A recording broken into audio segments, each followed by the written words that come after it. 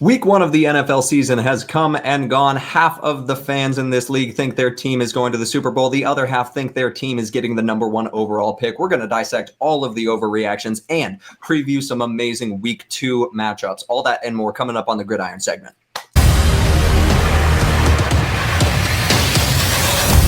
Welcome back into the Gridiron segment, everybody. My name is Kyle. I am joined by Tonio and Justin. We are going to be talking about all things NFL football. Week one has come and gone almost as of the time of this recording. We are 1 hour away from Monday Night Football, Minnesota at Chicago. I have never been this nervous for a football game. This needs to go well for my Bears, but I digress. It did not go well for my Bears. They ended up choking away a fourth quarter lead to J.J. McCarthy's Minnesota Vikings on Monday Night Football. And all of the hope in the world that was placed in my body after the first drive and that sideline throw to Roma Dunze was immediately just shattered by the same old Bears. Anyways, back to the episode. Everything else has settled for week one, so we get to overreact like crazy. We get to talk about week two games and what our overreactions are going to inform for those. Before we get to all of that, we have got to talk about our sponsor for this episode. Now, like I said, half of you fans in this NFL are completely distraught because your team lost. And do you want to know why they lost? It's because you weren't there. And you want to know how you can get yourself there? You can get yourself over to Vivid Seats, the best ticket buying platform on the market. I'm talking about guaranteed seats, ticket insurance, the most ridiculous prices that you will see on the market. And if you use the link in our description, you're going to save yourself even more money. And hey, winning teams, I haven't forgotten about you either, because guess what? Your team might have won, but you weren't there. So now you're a loser because you were left out. So get yourself to Vivid Seats. Go see your favorite team. You've only got 16 more opportunities to do so. Thank you to Vivid Seats for sponsoring this episode. Now, let's get right into it. Week one of the NFL season is done. I want to talk about one of the best games that we've seen in a minute. Baltimore Ravens going in to Buffalo, and they barely are unable to hold off the Bills. Bills win 41-40, smashed the over on this game. Justin, give me your quick reactions to this. The Ravens choke away another game with a top playoff rival. My quick reaction to it is I regret falling asleep at the end of the third quarter, thinking that this game was going to be over before it was. Never count out Josh Allen. Never count out the Superman that is Josh Allen, because he went out there in the fourth quarter and exposed Baltimore's biggest thing, which is finishing the big games. And this may be a sign of things to come at the end of the day, because this is nothing new. We've always seen Baltimore play really good, typically in the regular season, but when it comes to the big games, mostly in the playoffs, they can't finish. And they did the same thing here. How is it that in the fourth quarter, when you had the chance to ice the game, you just needed a first down, you give the ball to Derrick Henry, and Derrick Henry, who was having a monster game the entire time, unbelievable game, fumbles. First of all, shout out Ed Oliver. Ed Oliver is probably one of the most underrated defensive linemen that we see. What a statement game for Ed Oliver. That was awesome. And he showed out. And then you don't decide to go for it on fourth down. You decide that you're going to punt it away. When your defense is squat. When your defense has been getting exposed. I'm going to read this. Josh Allen, 33 of 46, 394 yards, 4 total touchdowns, 2 through the air, 2 with his feet, no interceptions. This was an all-world performance from Josh Allen. He put on his Superman cape, like you said, Justin, and just won this game for Buffalo. It was awesome to see. Look, I just want to say this one thing that really tells how bad the defense was. And I will say the defense was bad on both sides. Josh Allen was sacked one time for 5 yards. This is a team with Roquan Smith, Malachi Starks, Matabuke. Like, this is a team that should be getting to the quarterback. And you only was able to sack him one time. Mm-hmm. And I was, honestly, as bad as the pass rush was, I was even less impressed with the secondary for Baltimore. Unsurprising. Like, that was the biggest issue. We thought like Malachi Starks pick, this is awesome. This is going to be fantastic. He's still a rookie. He's got to, get up to NFL speed. It's the same for everybody coming into the league. They're not always going to be this amazing all-pro talent right away. It's very rare that happens. The biggest thing for me was, it's Ravens football. I get it. The fact that they really leaned on the run to a point where that was what, lost them the game, was a rushing play. You never think like handing the ball off to Derrick Henry is a bad idea, but in the same breath, they probably could have won this game with Lamar Jackson's arm, in my opinion. An inside route where the receiver doesn't go out of bounds, just the same as a run up the middle to keep the clock moving. As long as you're not throwing to the boundaries and you don't throw an incompletion, which Lamar Jackson, very good quarterback, very accurate passer. It was a little bit weird to me that they didn't. Not weird, but hindsight's 2020. Tonio, give me your quick hits on this game. It's funny. You said what I was going to piggyback on and say. Josh Allen, 394 passing yards. What we need to start paying attention to with Lamar, and I love Lamar, we all do, attempts versus completions. They're never high. He always makes good plays, but he never takes risk. And I think with as good as he is, he deserves the right to take risk nowadays. Josh Allen, 46 attempts, 33 completed. Lamar Jackson, 19 attempts, 14 completed. So in the game, at the end, you say, oh my God, his QBR is 144 if they win. If they don't win, and then you see another guy that took 46 times to throw the ball and he completed 33, that means he was taking chances. The coaches trusted in him more to check out a certain plays. And more importantly, it comes a time and a place where running isn't always going to solve the issue. It is what it is. All the great quarterbacks, especially nowadays, you sometimes got to pass to get out of trouble. Remember, even though Derrick Henry fumbled, they got the ball back and they got stopped. Mm-hmm. Not one time did I see Lamar say, I'm checking out of these running plays because they're not working. I want to know what's going on between the OC and the head coach and Lamar, that they don't have the confidence in him to change things. Because we see a lot of that. We see Josh, of course, we see Aaron, of course, we even see Justin Herbert. We see the greats, and he's a two-time MVP, make changes when they see something isn't working. Lamar kind of goes with the flow a lot. And even when it's not working, he presses on what he's used to doing, and that's running the ball. You have to sometimes take ownership as the main guy, the two-time MVP, and say, what's not working is not working. So let me try something different. Even though Derek fumbled, they still got the ball back. The Bills defense did what they had to do. The Ravens defense couldn't. So that's when he should have said, sorry, coach, sorry, OC, it's my time to shine. This is when I think Lamar will go to the next level. And like you just said, Justin, we were kind of surprised, or you fell asleep because you didn't expect, or you said you shouldn't be sleep on Josh Allen because of what he can do, but we shouldn't be sleep on Baltimore because of what they don't do. Time and time again, they look like they're the best team in the world. And here comes the pressure or the fourth quarter, and they look like they're not even doing the fundamental stuff to win games. And that comes with being a top QB. Get everybody together. Tom has done it. Even Aaron has done it. Matthew Stafford has done it.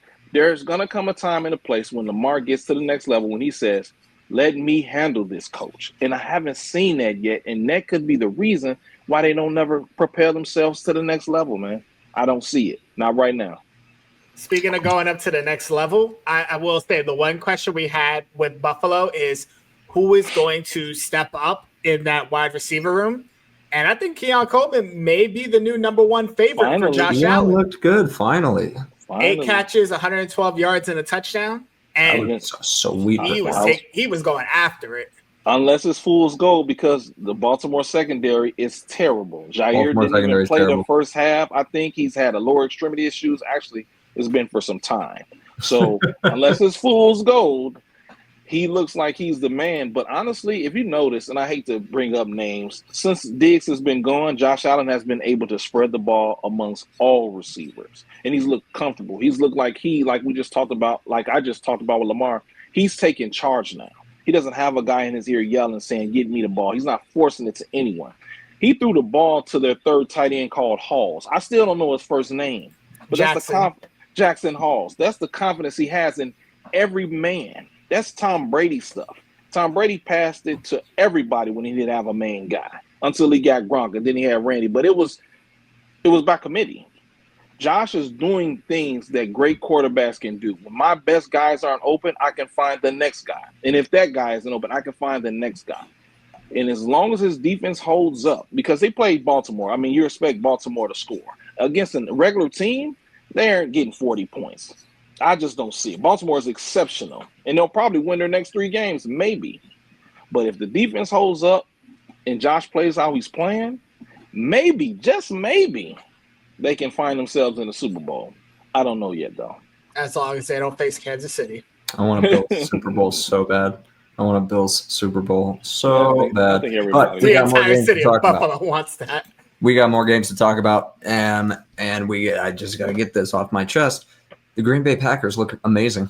They looked so good with Mike Parsons. And, wow. It's disgusting. Absolutely gross. They win against the Detroit Lions at home 27-13. It was not even that close. Like, if I'm being completely honest, it looks a little bit nicer, but at no point did I think Detroit was ever going to be competitive in that game. Somebody else take this because I can't even look at it. Let me take this one Go first. for it. So we always said, oh man, Detroit is losing their offensive coordinator, but they also lost their defensive coordinator, and it showed. They were bad on both sides of the ball. Secondary was abysmal. Hutchinson was out there, but you really couldn't tell because when he got a little pressure, it was already out of Jordan Love's hand. Mm-hmm. Now, with that being said, they got some things to iron out as week 1. Green Bay looked good against a team without their best corner that they let go, in my opinion. So we have to see how things iron out for them and Detroit. I'm still not sold on Green Bay because their defense was always pretty good. It's just their receivers couldn't catch. Now, yesterday, they caught everything.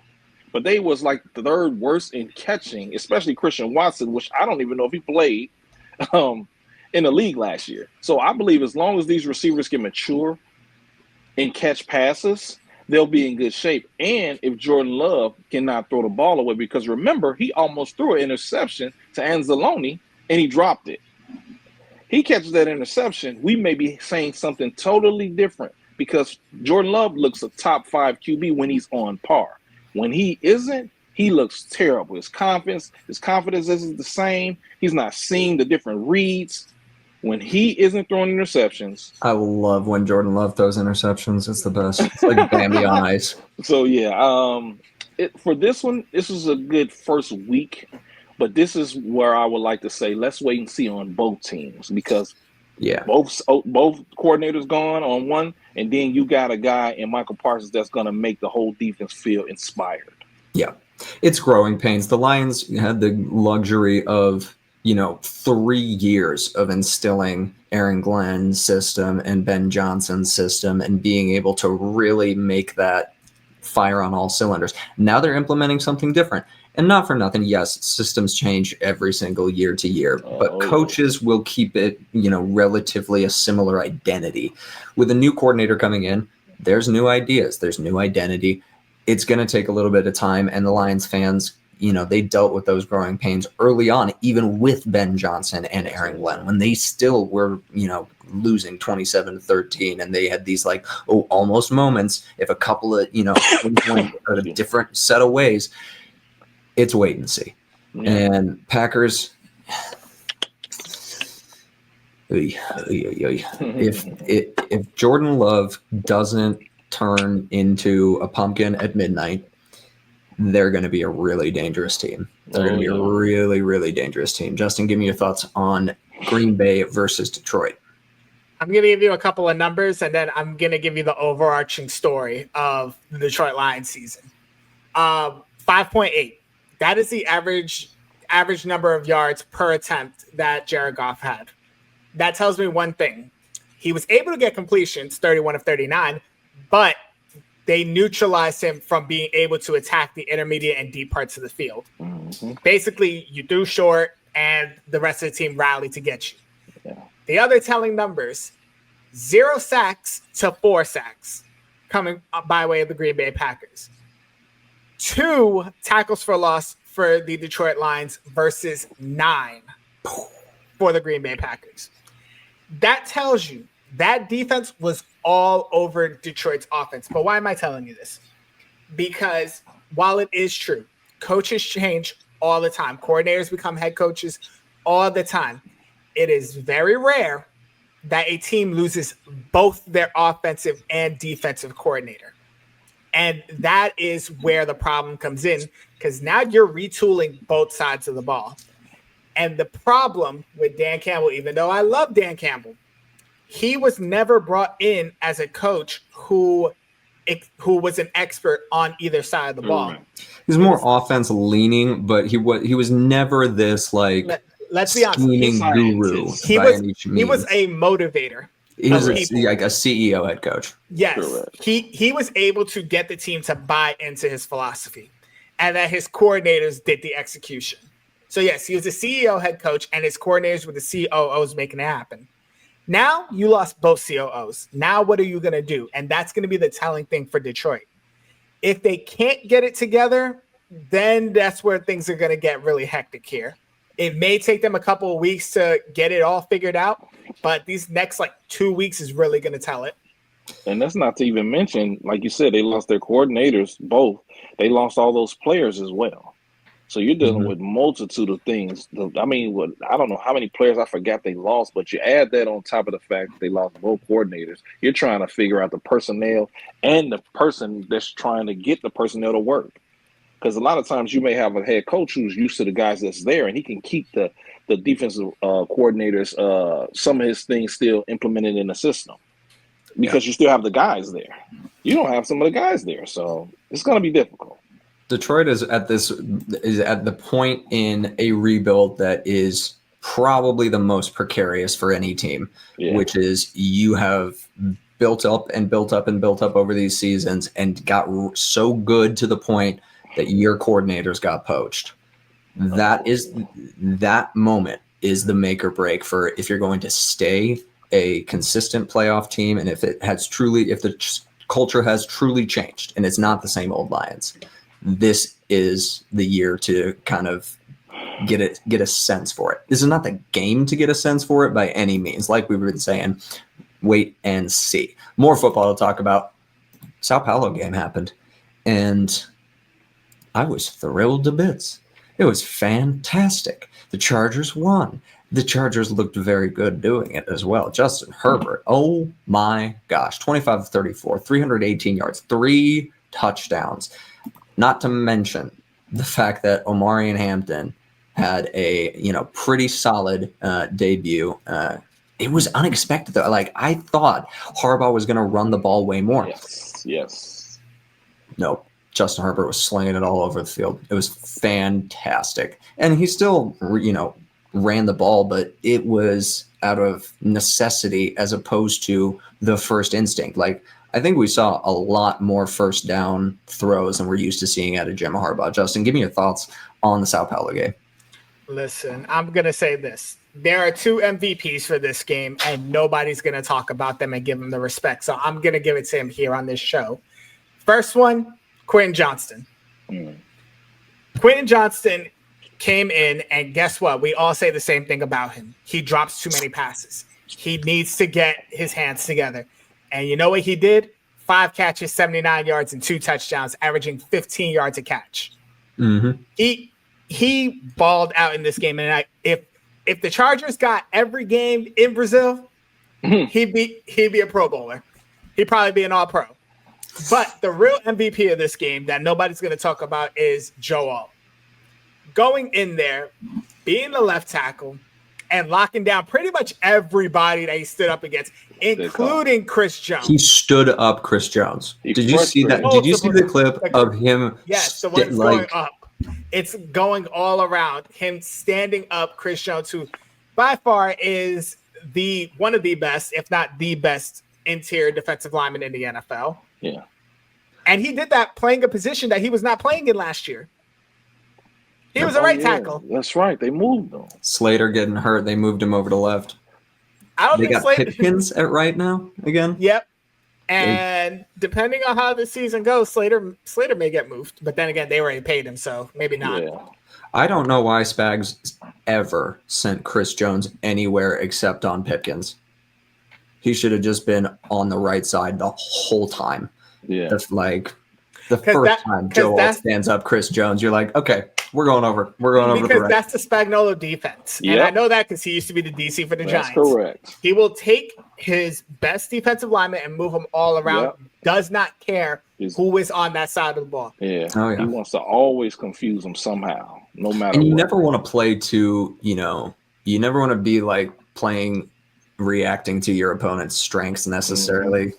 Because then they'll just attack you even more. Like if that happens and Chris Jones is attacking Trey Pipkins, Lamar Hampton is going to be running behind Joe Alt and break your heart. So I loved seeing the game. It was a big refreshing kind of shift seeing Herbert really let loose in the Harbaugh offense and be able to throw the ball all around the field. Tonio, what do you think about it?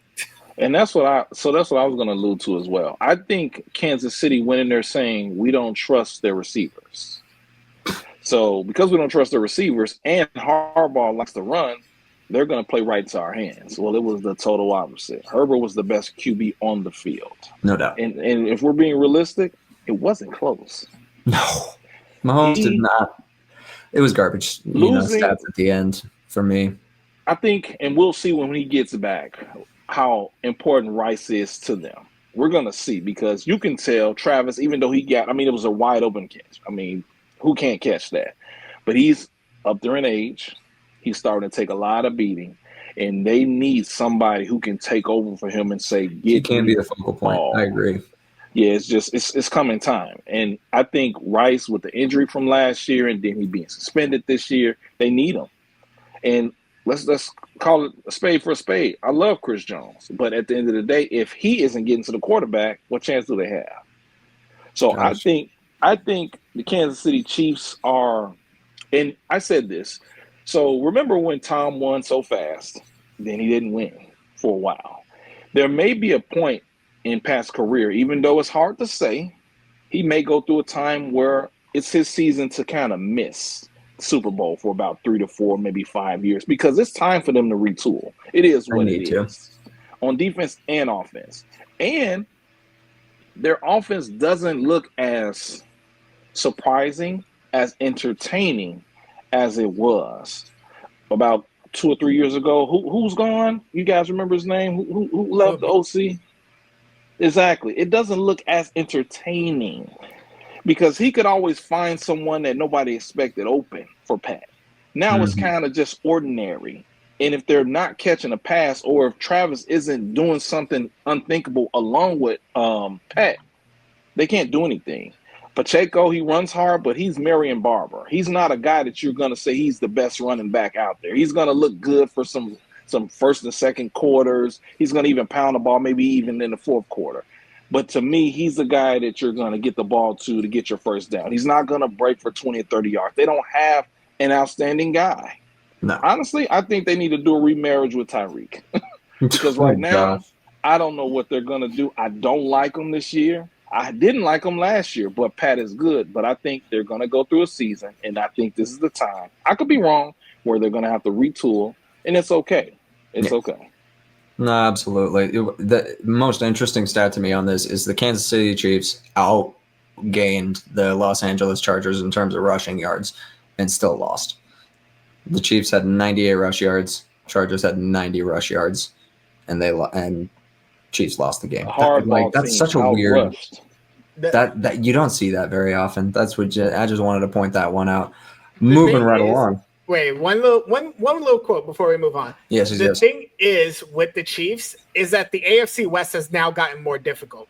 Oh, Teams yeah. have now gotten Teams significantly are way better in than their when division. Patrick Mahomes first took over. They're you're not cakewalk having wins over Derek Carr's Raiders and the Brandon Staley Chargers and Russell Wilson's Broncos. Like, the AFC West is competently run on multiple levels. Like, you've got good coaches, you've got good players in the division now.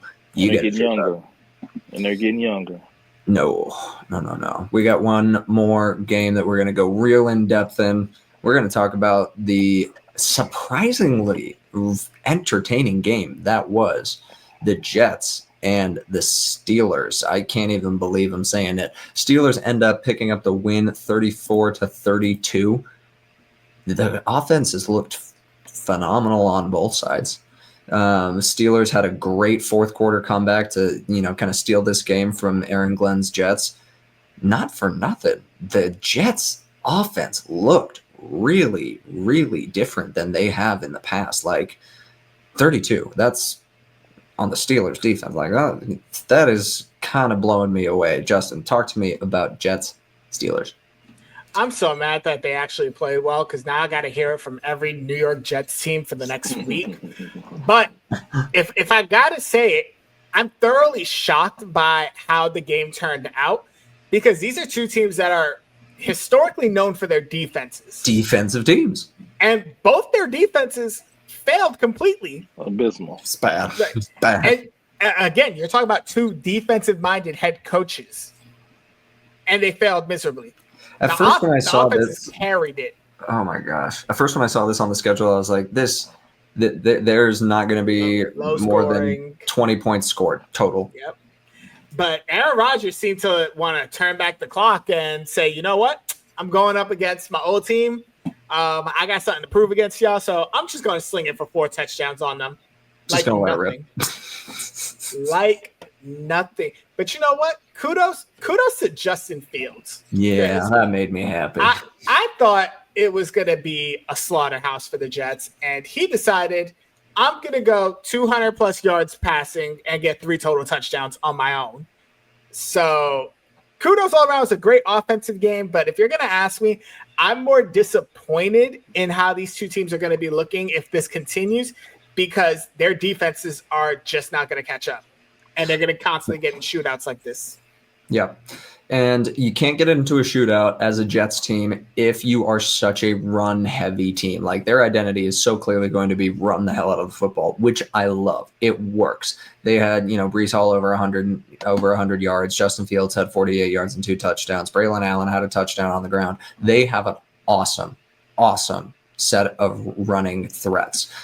The thing that sucks about that, though, is that shortens the game. It limits the amount of possessions that happen in the football game, and you really start to hamper yourself in these really, high-scoring offensive shootouts because the Jets had points consistently, and they were only able to really score points consistently. The Steelers had a 17-point outburst in the fourth quarter. That's why they won the game, because of the fact that Aaron Rodgers decided, you know what, this arm still got some touchdowns left in it. It was just gross because it's Aaron Rodgers and I'm a Bears fan, but it was fun because, it's that old guard of quarterbacks. Oh, that's horrifying.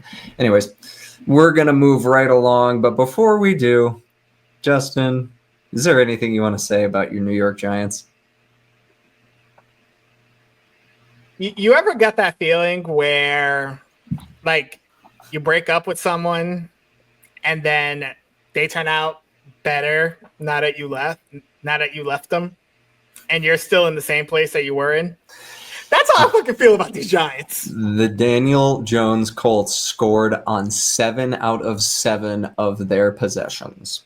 Meanwhile, the New York Giants, with Russell Wilson as QB1, with Malik Neighbors, with Tyrone Tracy Jr., Cam Scatterbo, Only managed Run blocking his 6 face off, or points. pass blocking his face off, I should say. Literally. Only managed to score 6 points and went 0 for what? 11 in the red zone? And that was off of 2 red zone drives. Because one of them, the freaking Commanders got a penalty and gave us an automatic first down inside the 10-yard line. And they couldn't make it. They didn't throw it to Malik Neighbors. You know what they did? They decided to be cute and throw it to 5th round backup left tackle Marcus Bowe.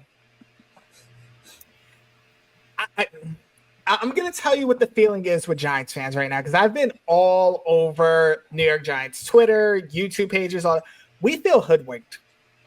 We've been told this entire time that the vibes were different, that everybody was like going hard at practices. We've seen what happened in the preseason games, only to be fed the same old bullshit that we've had for the last 6 years. And the fact that I have to now watch in week 2 as they go to Dallas to take on a Cowboys team that actually competed with the Eagles. If I'm going to guarantee one thing, it's this. If the Giants don't score a single touchdown in the first half of that game, look for Jackson Dart to be starting. I can't wait. I cannot wait for week 2, second half. Jackson Dart's going to be rolling out there. He's going to throw 2 interceptions, but he's going to throw 3 touchdowns, and it's going to be electric. Also, while I'm using the breakup analogy with this, you know the other thing when like you constantly tell someone that this person is no good for you, but you think you could change them? Yeah, that was us with Russell Wilson. He still can't see the middle of the field. He panics. He walks into sacks. There was times he did have a pocket, but he was so scared of not trusting the offensive line that he literally walked into a sack. I'd rather have Tommy DeVito. Brian Dable could be gone after this year. It's going to be an uphill battle for him to keep his job. Yeah, because Russell Wilson, 168 yards. He didn't throw a touchdown. I'd rather him throw an interception just so I can see his stat. He was pathetic, and I like Russ. I just think it's time to put him in that mentorship role.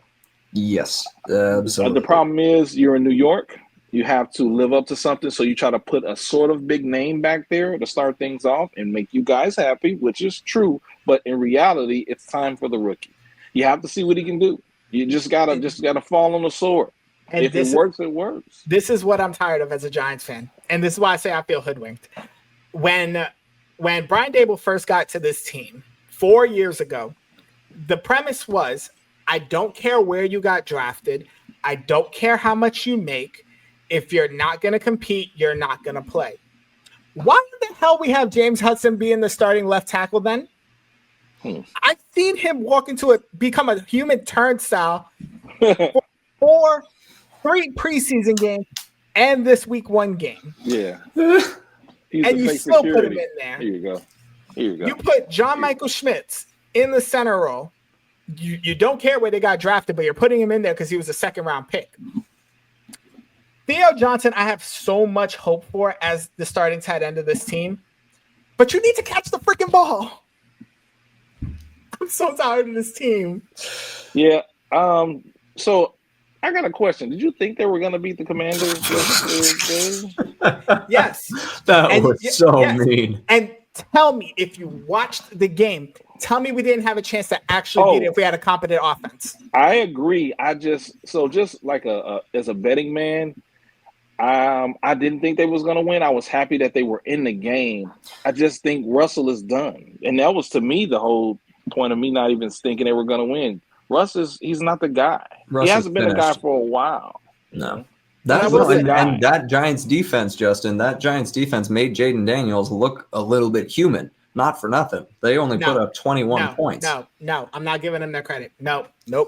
I'm giving one person credit on that defense. Abdul Carter. And that's Abdul Carter. Abdul Carter was fantastic. He did what he was supposed to do, and then some by blocking a punt, and almost blocking a second one even before that. Yeah. I'm not giving the defense anything, and here's why. No turnovers. not even the no turnovers.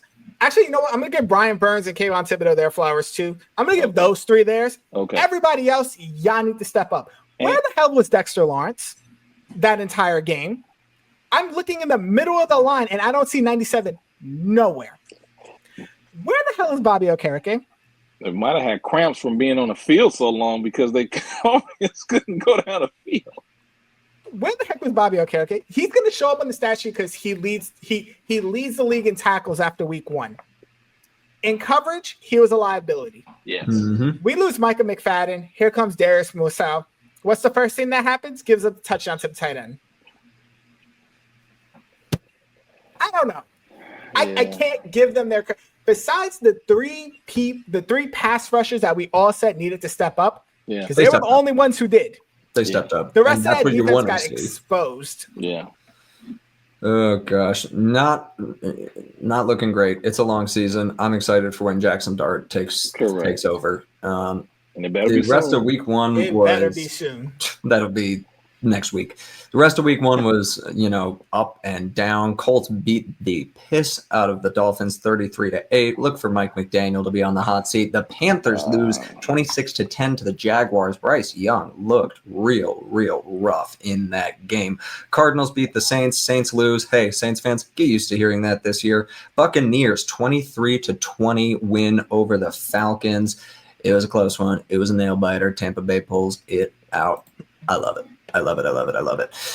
Texans looked flat against the Rams, put up 9 points. CJ Stroud is just not looking like he did in his rookie year. 14-9 loss to the Rams. Bengals get lucky and beat the Browns to, shake their week 1 curse. I'm still really not impressed with Cincinnati. They've got some shit to figure out. Raiders beat the Patriots. Speaking of shit to figure out, Patriots, what is going on? I know it's a new regime. There's changeover. You had a really bad culture last year and just terrible football play. But that was an uninspired performance. Drake May looked okay at times. He just was by himself out there, it felt like. 49ers squeak by the Seahawks on a last-second Brock Purdy touchdown. The guy got his money for a reason. He's a good quarterback. May not play next week. What's up? May not play next week. Might not play next week. Won't need to. It's the Saints. That's a bye week. They're going to be just fine. Broncos 20-12 over the Titans in one of the worst games that I've seen. Oh my gosh, that was quarterback hell. That was quarterback hell to watch. That was week 1. We're going to go through and pick a couple of games for week 2. Starting off with Thursday Night Football. Washington, the aforementioned Jaden Daniels going into Lambeau to try and upset the vaunted Packers. I don't even know if they're the favorite or who the favorite is. I'm just trying to make this a whole thing. It's a fun game, though. Commanders at Packers. This might be, potential playoff preview on Thursday night. Obviously, Jaden Daniels must-watch television. And Jaden Daniels, having to deal with Micah Parsons on read options, suddenly paints that offense in a very, very new light. And we get to see, okay, can Jaden Daniels adjust to when his strengths aren't necessarily the best call to go to? In this one, give me the Packers. I hate it. I really do. But I just liked what I saw way too much out of Green Bay last week, and I don't think the Commanders will be able to keep up defensively. Give me the Packers. Give me 24-21 Packers. It's going to be a close game. Come down to a field goal. That's what I got on it. Tonio, who do you got for Thursday night? This was tough, but then again, I maybe overthought it. I don't like the running game for Washington right now. It's only the first week. Jaden Daniels has film on him, unlike his rookie year, like what we talked about with CJ. So what are you going to do when they take away your favorite arm? If you're right-handed, they make you use your left, which Bill Belichick was always superior at doing. So I believe the Packers are going to win, and I believe it's going to be 35-18. Whoa! I just think that they're at Lambeau. They're on a high right now, and I do believe unless we get a vintage Deebo Samuels and Jaden Daniels turns back into the guy from last year because he overthrew Terry on a deep route, which he didn't miss at all last year. He was He phenomenal. doesn't do what he did last year. This is the first week. They could get blown out because it's hard to play in Lambeau as it is. And if their defense is going to play like that, and if Jordan is going to play like that, they're going to be a Super Bowl favorite.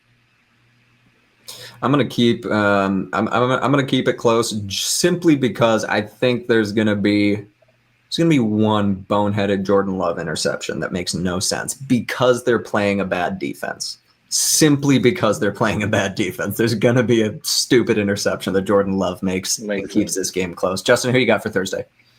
Me and Tonio are on the same page. I have one less touchdown, but I say it's going to be 28-17 Packers. Packers are the favorite, 58.6% according to ESPN Analytics, and here's why. I actually watched both of these teams play. The Packers shut down arguably one of the best running back duos in the NFL. Not the best. You think they are scared of a 7th round rookie that is leading the backfield for the Washington Commanders? They are not. You think they're going to be as scared of Terry McLaurin going deep when they have a ball hawking safety and Xavier McKinney in the back? Tank Bigsby got traded to the Eagles. What? Yeah, Tank Bigsby just got traded to the Eagles. No. Seriously? I'm dead serious. Didn't they sign Darius Smith too? Yeah, they did. What the? All right. The Eagles saw Thursday Night Football. They say, "Yo, nah, we got to run it in a couple places." Well, sounds like the Clippers paying people under. All right, never mind. Yo, the way how would be playing the salary cap, I would not be shocked. Okay, wow. But originally reported that he was going to go to the Steelers, and now it's saying that the Eagles are trading for him. This is fascinating. Let's be honest. Anyways, back to Thursday. Which Pennsylvania team do you think he would actually rather play for? Anyways, going back to it. Yes, there will likely be a boneheaded play. I think it's going to be a fumble. I don't think it's going to be an interception. I think it's going to be a sack strip.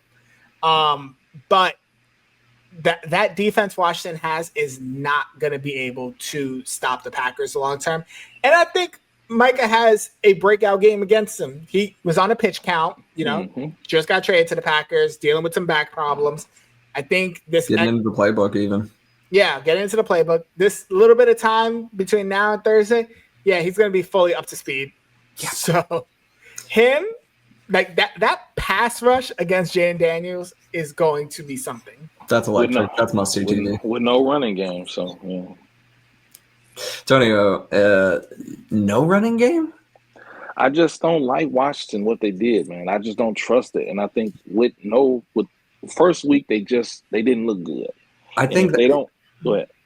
I think you're right. I think that there is a level of inherent smoke and mirrors that's built into the Commanders' run game with any Cliff Kingsbury, running scheme. Yeah. It's predicated on a little bit of trickery, a little bit of, misdirection, and they don't have, other than Jaden, they don't have the horses to do it. And unlike my Giants, they're not going to play. The Packers are not going to play scared of Jaden Daniels. No. The Giants play scared. Xavier McKinney still back there? Yeah, they're fine. Yeah, they're fine. I mean, they're inspired anyway. They got Micah Parsons. Oh, gosh. Yeah. Let's talk Super Bowl. He's going to get a pick. McKinney gets a pick that game. Oh, okay. I thought you was talking about Mike. I would say, my God. Nah, Micah gets a strip sack. Oh, my gosh. Both of those happen in that game. Gross. Yeah. Let's talk about Sunday afternoon football because I don't really want to talk about Falcons-Vikings for Sunday Night Football, and the Super Bowl rematch is a lot more fun to talk about because personally, I think the Eagles are going to, look at what happened last week. It was a close game against Dallas. I don't think do you think Nick Sirianni's walking into the meeting room this week being like, hey, that was a good win? No. He's going to be screaming in people's faces saying, what the hell was that? We should have beat the brakes off of that team. And it was a 3-point game? Yep. 4-point game. 4-point. 4-point game. Jalen Carter's going to get, talked to say the Talked least, to knowing that coaching staff. They're gonna, Like, Vic Fangio doesn't let that shit slide. yeah, So they're going put to be sand in his mouth so he doesn't have anything to spit. they're going to be the point being, the Eagles are going to be playing a tighter game on Sunday afternoon against the Chiefs, and because of that, give me the Eagles. It's still going to be, shorter game, limiting possessions, ball control type of game. 28-14, maybe 28-10 actually. 28-10. Yeah, I like that better. Justin, who do you got for the Super Bowl rematch? You're really gonna make me say it. Yeah, I'm going to make you say it. I hate you. Give me the Eagles. And I'm gonna tell you, I'm gonna make it even worse. I had to pick the Packers just now, so you get to do this. I'm gonna make it worse. They may drop 50 on them. Against the Steve Spags defense. Yep. Okay. Because guess what? You seeing how bad Kansas City's pass rush did with the Chargers? Yeah, Philly's offensive line is different levels higher. They're top of the top. really damn good. They're not missing their all-pro tackle and Rashawn Slater. I'm going to tell you how bad it's going to be. We're going to see Sam Howell get in the game. Oh my God. It's going to be such a whooping that Sirianni says, get the guys out of here. We're putting the backups in. Remember when Kenny Pickett played a drive in the Super Bowl? Yes. That's how bad it's going to be. If you thought the Super Bowl was bad, this is going to be worse. Oh. And you know who's going to be there at that game with a beer in his hand, laughing every step of the way? Jason Kelce. Oh man. I can't wait. I can't wait for it. Tonio, who's winning the Super Bowl rematch? Yeah, this looks like it's going to be a sweep with all three of us because I don't think it's going to be close. The reason why I don't think it's going to be close is because the Chiefs don't have a CeeDee Lamb. They don't even have a Pickens.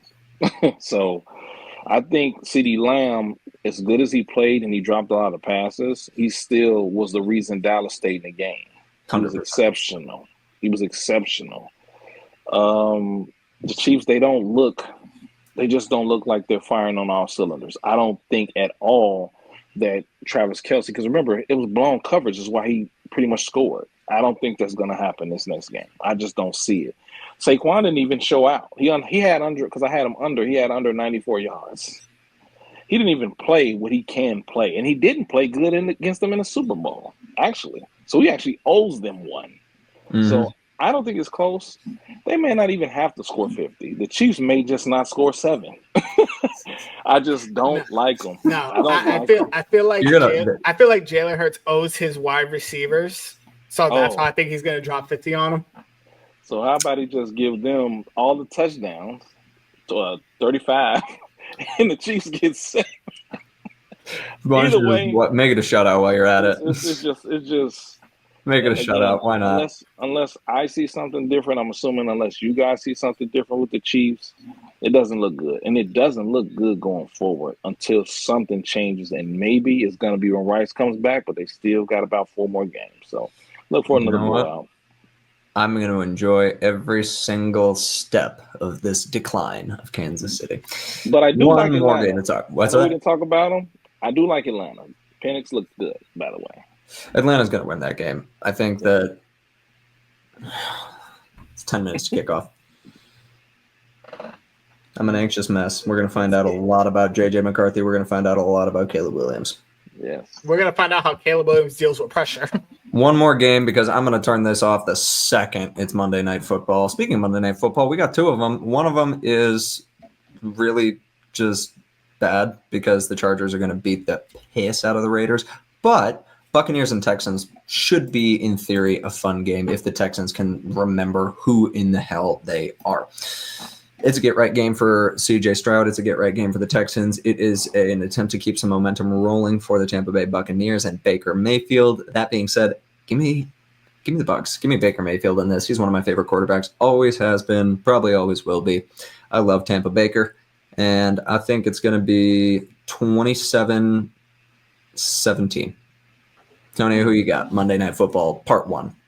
Don't quote me on this. Baker may be an MVP candidate, top 5 this year.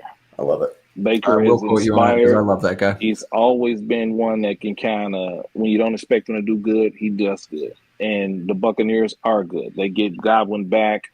Mike Evans he's a Hall of Fame receiver. Let's not even talk about their coach. He doesn't get the credit he deserves because he's coaching and maintaining the defense. I don't know about CJ.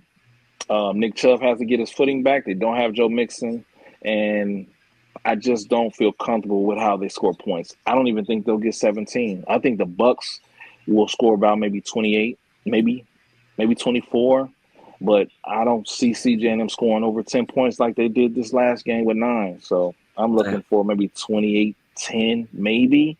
I don't like what I'm seeing in him. And one thing we do know is the Bucs defense will get after you if you allow it. Oh, yeah. I'm hoping against hope that this will be like this will be a Nico Collins game. That's what I'm hoping for. Something like that. Justin, who you got Sunday night or Monday night? 24-17 Bucks. Baker Mayfield scores 2 touchdowns, and Hassan Reddick gets at least 1.5 sacks. And Houston goes out there and regrets the fact that they traded their left tackle. Yeah, trading Laramie Tunsil was a fucking crazy choice. Yeah, I know he was terrible last year, but Jesus Christ. The whole line was terrible. Yes, I agree. The whole fucking line was terrible. Yeah, and I agree. You don't throw out the baby with the bathwater. But I will say to Tonio's comment about Baker Mayfield being an MVP candidate, possibly being an MVP candidate, the Browns lost out on the Baker Mayfield experience. Absolutely no one. It's like a domino effect. You get Deshaun Watson, you lose everything, and now you have nothing. If Baker had stayed on the Browns, I don't think we'd be talking about him in the same way. That might be the truth too. They're cursed. Yeah, real black cat. The name of this episode really should be "The Grass Isn't Greener on the Other Side." Yeah. Between the Giants issue, the Browns and Baker Mayfield, this is all the relationship experience of don't leave someone thinking that you're going to find better. Just because you can swim in 4 feet don't mean you can swim in 8. Pittsburgh and the Jets. Not for nothing. Both of those teams are looking at their quarterback situation now, and they're like, I think we're both pretty happy with this. Yeah, because Pittsburgh and the Jets decided to become swingers, and they traded. The first time that's ever happened in NFL history where you got quarterback swap, and that's the opening game. We've had plenty of revenge games on opening of quarterbacks, single quarterback switch, but not both on both teams. That's all I got for our, week 2 preview. We really like to, dive into the games once they've happened, like you've seen with this episode. We're trying out this kind of style going forward. Just quick hit picks for the next week to come. Hopefully y'all enjoyed that. If you made it to this point in the episode, you're like us and you absolutely love football. So you should probably hit subscribe and you should probably hit that like button because that'll help you keep on seeing our content. Make sure you're following on all platforms, YouTube, Instagram, TikTok, Threads, Facebook, all the things. We're on it. House Call Sports, Gridiron. Till next time, that's been Justin, that's been Tonio, this has been Kyle, and this has been The Gridiron. Thank you so much for hanging out with us talking about sports. Peace. Oh, and it just played the Bills, by the way. I'm putting that in.